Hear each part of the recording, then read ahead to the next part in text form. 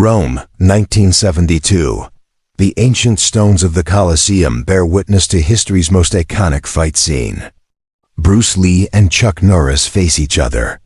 But what happened behind the cameras is far more compelling than what appeared on screen. This is not just a story about a movie fight, it's about genuine friendship, mutual respect, and the collision of two martial arts philosophies. Now let me tell you the real story you've never heard. 1968. Los Angeles. Bruce Lee isn't a movie star yet. He played Kato in The Green Hornet, but Hollywood doesn't take him seriously. Too Asian, too different, too exotic, they say. During this period, Bruce makes his living teaching martial arts. His private students include Hollywood stars Steve McQueen, Kareem Abdul-Jabbar. One day, an unexpected visitor arrives at Bruce's studio. Chuck Norris, 28 years old, six-time world karate champion. But Chuck comes with a very different purpose to learn.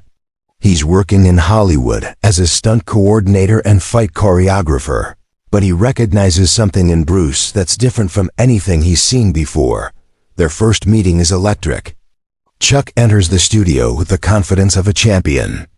Bruce is teaching the class, demonstrating a technique. Chuck watches, impressed but skeptical. After class, they talk. "I've heard about your Jeet Kune Do," Chuck says. "What makes it different from traditional karate?" Bruce smiles. "Karate is beautiful, powerful, but too rigid.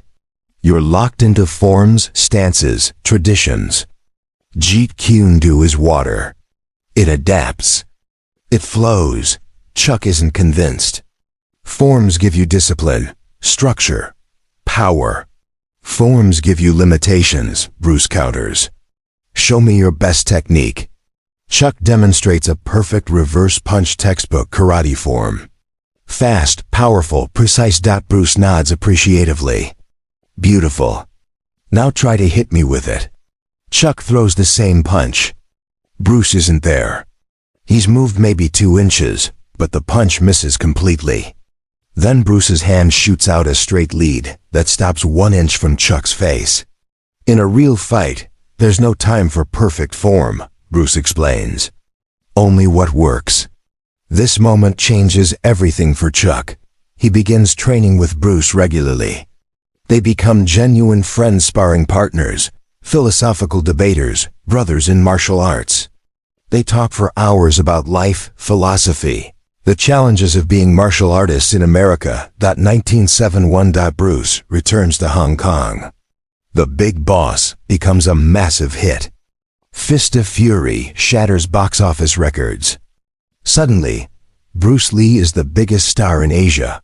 Hollywood comes calling, but now, on Bruce's terms. Golden Harvest Studios approaches Bruce with Way of the Dragon. Bruce will star, write, direct, and choreograph.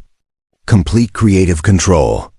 Bruce has one specific vision for the film's climactic fight scene. He wants Chuck Norris. Bruce calls Chuck from Hong Kong. "I'm making a film. I want you to be the final boss." Chuck is surprised. "Bruce, I'm not an actor. I'm a martial artist." "Exactly. I don't want an actor pretending to fight. I want a real fighter. I want you." Chuck agrees. A chance to work with Bruce again, to be part of something special. Summer 1972. Chuck arrives in Rome. The production has secured permission to film in the Colosseum, an unprecedented achievement. Bruce's vision is clear. The greatest martial artist of the East versus the greatest martial artist of the West. Fighting in the symbol of Western civilization. The first day of rehearsal, Bruce explains his concept. "This isn't just a fight scene. It's a dialogue between two philosophies. You represent traditional martial arts, powerful, structured, disciplined. I represent Jeet Kune Do, adaptive, flowing, practical. The fight tells this story." They begin choreographing. Bruce is a perfectionist. Every movement must have meaning. Every technique must be authentic. He films himself and Chuck from multiple angles with a home camera, reviewing the footage frame by frame. "Here," Bruce points at the screen. "Your kick is too high. In a real fight, you'd never kick that high. It looks impressive, but it's not real." Chuck adjusts. They try again. And again. And again. The filming takes 6 days. 6 days in the brutal Roman summer heat. The Colosseum has no shade. Temperature exceeds 100 degrees. Both fighters are shirtless, absorbing the scorching sun. Bruce directs every angle personally. He knows exactly what he wants. The fight must show Chuck's power and Bruce's speed. It must show respect. These aren't enemies. They're warriors testing each other. The opening establishes this.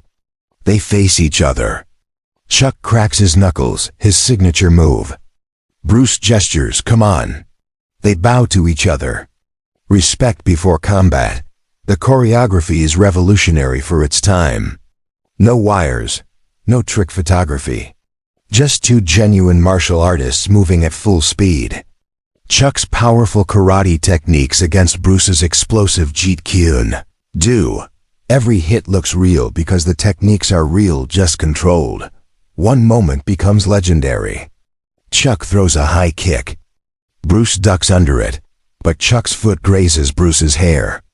The camera captures Bruce's expression, genuine surprise, then a smile. Bruce keeps that take in the final film. It's perfect. It shows that Chuck is dangerous, that this fight is real. Between takes, they rest in whatever shade they can find. Chuck notices something about Bruce. He's constantly thinking, analyzing, adjusting. "You're not just making a fight scene," Chuck observes. "You're making art." Bruce nods. Every movement is a brushstroke. The whole fight is a painting. People will watch this 50 years from now. It has to be perfect. The climax of the fight shows Bruce's philosophy in action. Chuck throws powerful, traditional techniques. Bruce adapts, adjusts, finds openings. Finally, Bruce applies a chokehold. Chuck taps out. But even in defeat, Chuck is shown with dignity. He fought with honor. After filming wraps, Bruce and Chuck spend an evening together in Rome. They're exhausted but exhilarated. "You made me look good," Chuck says. Bruce shakes his head. "I didn't make you look like anything. You are good. I just showed the world what I already knew." The film releases in 1972. The Colosseum fight scene becomes instantly iconic. Film students study it. Martial artists analyze every technique. It's considered one of the greatest fight scenes ever filmed. But for Chuck, the scene represents something deeper. "People see a fight," he later says. "I see two friends respecting each other. Bruce could have made me look weak. Instead, he showed two warriors at their peak. That was Bruce. He elevated everyone around him." July 20th, 1973. Chuck Norris receives devastating news. Bruce Lee is dead. Sudden, unexpected, impossible. Bruce was 32 years old. At the peak of his career, Chuck is one of the pallbearers at Bruce's funeral in Seattle, alongside Steve McQueen and James Coburn.